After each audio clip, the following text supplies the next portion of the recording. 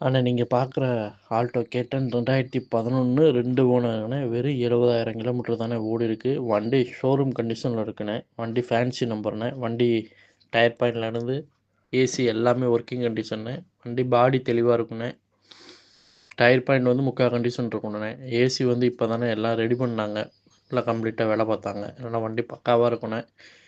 வெறும் 70,000 கிலோமீட்டர் தானே ஓடி இருக்கு. 2 ஓனரு. டீலர்கள் வந்து எதுவும் பார்ட்டி இருந்தால் சொல்லுங்கண்ணே. உங்களுக்கு கமிஷன் வாங்கி கொடுத்துட்றேன். ரைட்டுங்களாண்ணே? அதனால்